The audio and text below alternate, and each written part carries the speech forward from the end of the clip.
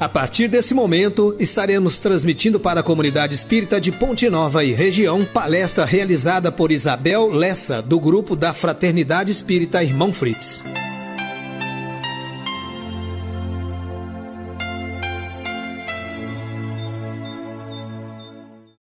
Que a paz de Jesus esteja em nossos corações. Vamos dar início ao estudo sobre a lei do progresso, que é o tema dessa noite. Para efetuarmos esse estudo, nos baseamos nas obras de Kardec, no Evangelho segundo o Espiritismo e no Livro dos Espíritos. Teremos como objetivos específicos estabelecer a relação entre progresso moral e progresso intelectual e identificar os maiores obstáculos ao progresso moral. Qual a definição de progresso, segundo o Dicionário da Língua Portuguesa? Conjunto das mudanças ocorridas no curso de tempo, evolução. Então, quando nós falamos de progresso, nós estamos falando de evolução. Kardec, no Livro dos Espíritos, na questão 785, nos fala que há duas espécies de progresso, que uma a outra se prestam mútuo apoio, mas que, no entanto, não marcham lado a lado, que é o progresso intelectual e o progresso moral.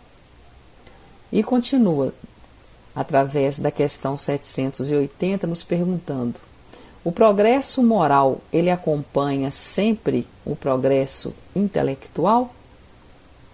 A resposta recebida dos espíritos decorre deste, mas nem sempre o segue imediatamente.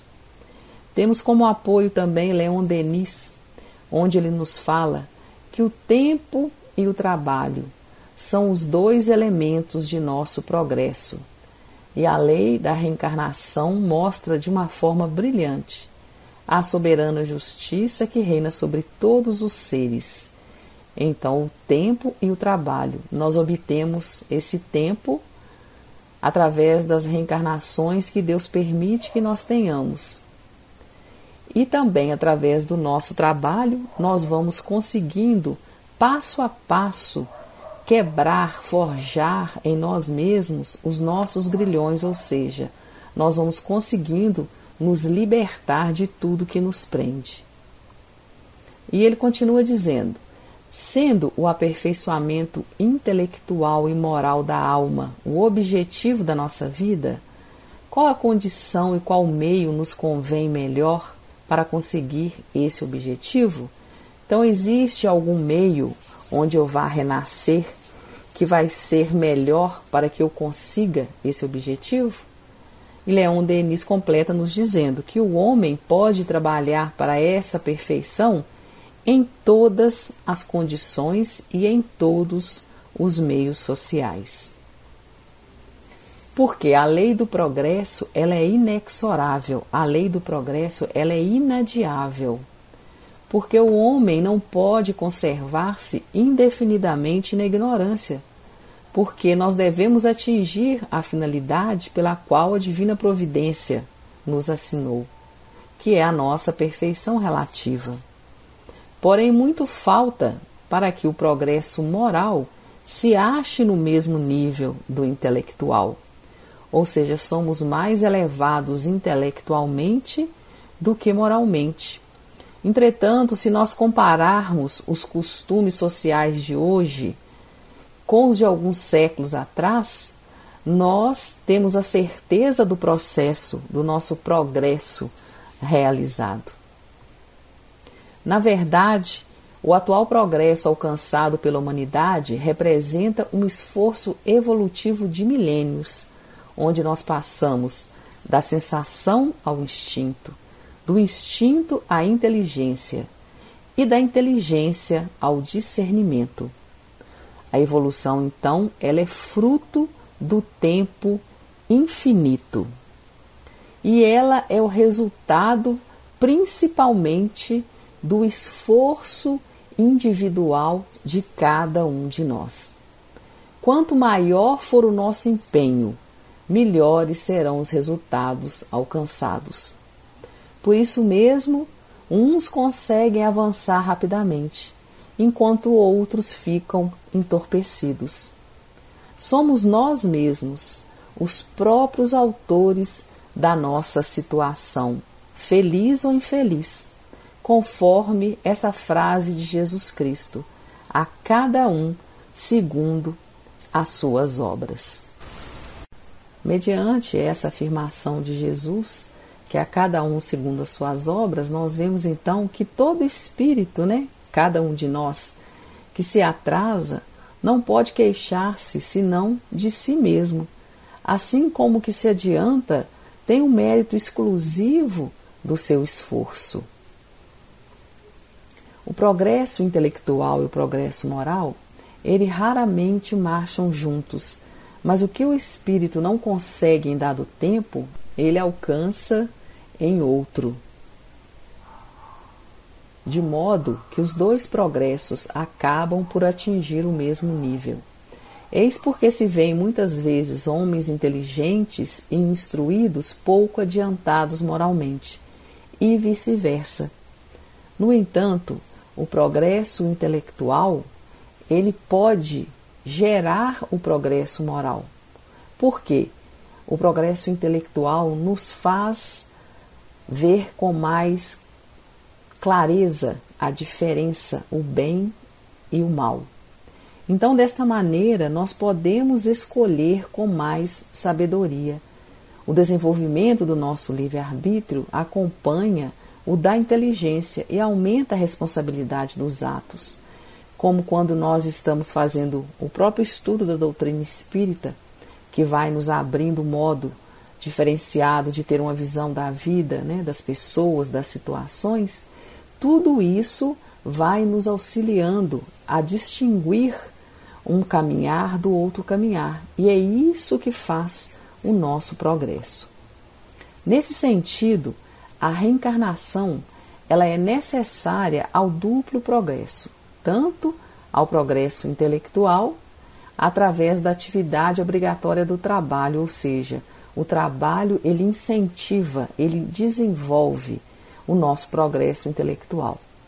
E ao progresso moral, pela necessidade recíproca dos homens entre si. Aqui nós vamos falar de outra lei, da lei de sociedade, porque a vida social é a pedra de toque das boas ou más qualidades. Porque é nesse momento que nós estamos vivendo em sociedade que nós vamos estar, ao mesmo tempo, se relacionando com a bondade, com a maldade, com a doçura, com a violência, com a benevolência, com a caridade, o egoísmo, o orgulho, a humildade. Em uma palavra, tudo o que constitui o homem de bem ou o perverso tem por móvel, por alvo e por estímulo as relações do homem com os seus semelhantes. Então é nesse momento que nós temos a oportunidade de desenvolver em nós as virtudes e cortar as arestas das nossas imperfeições. Deus, que é soberanamente justo e bom, Ele concede a todos nós tantas encarnações quantas as necessárias para atingir o nosso objetivo, que é a perfeição relativa. Para cada nova existência que nós retornamos à matéria, nós entramos com tudo aquilo que nós adquirimos nas experiências anteriores. Então, a nossa caminhada, ela não se reinicia, ela continua. E através dessa caminhada, nós retornamos, com todos os nossos conhecimentos, tanto em inteligência, quanto em aptidões, quanto em moralidade. Então, cada existência nossa é um passo avante no caminho do progresso. E sendo que nós evoluímos nos dois planos, tanto encarnados quanto desencarnados. E qual é o maior obstáculo ao progresso, segundo o Livro dos Espíritos, na questão 785? O orgulho e o egoísmo. Refiro-me ao progresso moral, porquanto o intelectual se efetua sempre. À primeira vista, parece mesmo que o progresso intelectual reduplica o orgulho e egoísmo, porque desenvolve a ambição e o gosto das riquezas. Curta, porém, é a duração desse estado de coisas, que irá mudar à proporção que nós compreendermos melhor que, além da felicidade dos bens terrenos, proporciona uma felicidade muito maior e infinitamente mais duradoura existe. E como fazer para alcançarmos o progresso moral? Primeiro, procurar desenvolver o hábito de olhar para dentro de nós mesmos, identificando as nossas imperfeições.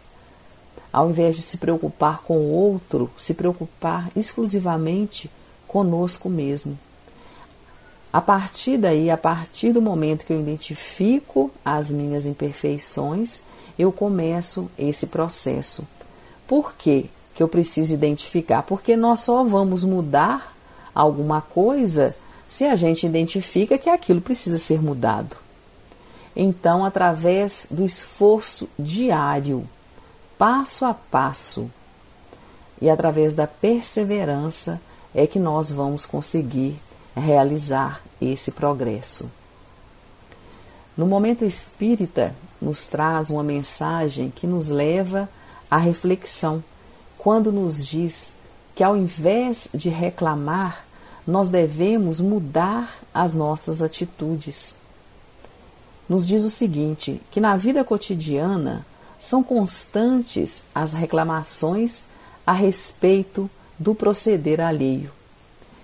É comum se achar que o outro faz pior ou menos do que deveria fazer. De um modo ou de outro, sempre se espera bastante do próximo. Ocorre que ninguém consegue modificar o semelhante à custa de meras exigências ou reclamações, por fundadas que elas pareçam. Já grande é o poder transformador do exemplo. Mais efetivo do que bradar contra os erros do mundo é viver com acerto. Se você ainda não pode ser considerado um padrão de conduta, lembre-se de que dispõe de pleno poder modificativo sobre si próprio. A qualquer momento, qualquer um de nós pode decidir ser compreensivo, trabalhador, generoso e puro. Por certo, o mundo irá desafiar essas nossas decisões tão logo elas sejam tomadas. Mas tudo tem um princípio e demora um tempo para se consolidar. Os maus hábitos de hoje foram construídos em algum momento da jornada milenar. Em algum instante, a criatura se permitiu o princípio de qualquer leviandade que hoje a infelicita. Vícios e virtudes são a tragédia ou o tesouro que se constrói com o tempo. Os vícios que nós adquirimos em outras reencarnações, eles ensejam dores e nos candidatam a sacrificadas vivências de depuração. Já as virtudes nos trazem paz e plenitude. Para ser feliz, incumbe a cada qual desenvolver em si as virtudes mais sublimes, passo a passo. Mais adiante nós vamos entender por que é passo a passo. Cesse, pois, reclamações e pare de se angustiar com o proceder alheio. Perante o egoísmo que impera no mundo, seja quem auxilia e ampara. Em face de perversões, mantenha um padrão puro de conduta. É maravilhoso que você esteja em condições de perceber e viver o bem, enquanto muitos ainda não o conseguem. Na impossibilidade de modificar o semelhante, cresça em compreensão e jamais ouvide o poder dos exemplos. Sua conduta, ilibada e desprendida, cedo ou tarde causará impacto nos que o rodeiam. Revele a luz que existe em seu ser. O primeiro a beneficiar-se da luminosidade será você, que gozará da bênção de uma consciência pacificada. Nós podemos avaliar que o tempo todo, quando nós estamos ouvindo esse estudo, nós sempre temos a certeza de que o olhar deve ser para dentro de nós mesmos e nós não procurarmos ficar gastando as nossas energias preocupados com o outro, como nos diz esse exemplo de Madre Teresa. Vamos ver até que ponto ele não se encaixa com as nossas atitudes, porque serve para reflexão. Nós sabemos que Madre Teresa, ela vivia em Calcutá, na Índia, mas ela não era indiana. E por isso mesmo os indianos a viam como uma estrangeira e não gostavam do trabalho que ela realizava na Índia. E certa feita eles fizeram um protesto em frente ao local, em que ela atendia aquelas pessoas. E o que era o trabalho que Madre Teresa realizava na Índia? Ela recolhia aquelas pessoas que estavam abandonadas em ruas, que eram abandonadas por suas famílias, que eram recusadas até pelos próprios hospitais, e cuidava deles com muito carinho. Então, nesse dia, naquele tumulto, eles começaram a jogar pedras, jogaram paus, atingindo vidraças, causando muito tumulto. E a polícia, então, foi chamada para colocar a ordem. O policial, quando chegou, viu o protesto, ouviu primeiro o que toda aquela multidão falava e da reclamação, que eles queriam que ela fosse embora, que ela não ficasse mais ali. Ele então adentrou a casa para saber o que é que aquela madre fazia que estava incomodando tanto aquelas pessoas. E a madre foi levando aquele policial de cômodo em cômodo, mostrando, e aí cada cômodo que ele entrava, ele via as pessoas desnutridas, as pessoas com ferimentos, e todo aquele cuidado que a Madre Teresa e as pessoas que trabalhavam com ela tinham. Então, ele sai, vira-se para o pessoal lá fora e fala: realmente, vocês têm razão. Ela não tem que ficar mesmo aqui não, que ela é uma estrangeira, nós concordamos com vocês. Então, nós vamos fazer o seguinte: cada família que está aqui fora vai entrar e vai se responsabilizar por um doente que está ali dentro, porque aí a madre não terá mais o que fazer aqui realmente. E nesse momento não ficou ninguém. Ele então vira-se para a madre e fala que ela poderia continuar realizando o seu trabalho. Então, até que ponto que em determinado momento nós não estamos apenas fazendo barulho? Não é? Qual deveria ser a atitude daquelas pessoas? A madre estava cuidando de pessoas que eram do seu povo, da sua família. Não seriam muito mais dignos se eles se apresentassem até ela e perguntassem: o que nós podemos fazer para poder ajudar essas pessoas? Será que é essa que é a postura que nós estamos tendo? Será que nós não estamos colocando à disposição para realmente ajudar quem quer que precisa, principalmente aqueles que estão mais próximos de nós? Então, essa nossa mudança, ela é passo a passo, como eu havia dito antes, justamente por isso. É porque essas nossas imperfeições, elas estão arraigadas, elas nos acompanham há milênios. E hoje, nós, por mais que queiramos que elas nos abandonem ou que queiramos arrancá-las de um momento para o outro, nós ainda não conseguimos, porque elas são profundas ainda em nós. mas nós precisamos já começar a observar e ter a firmeza do rumo realmente que nós queremos ter na vida. Porque Jesus já nos dizia que o amor é que vai nos salvar.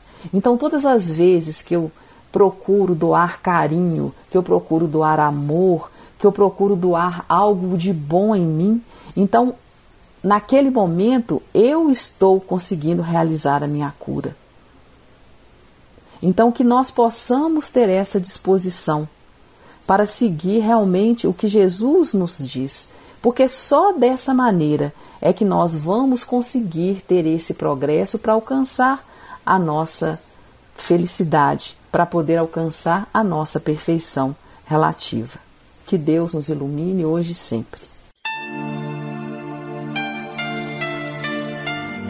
Termina aqui a palestra do Grupo da Fraternidade Espírita Irmão Frites.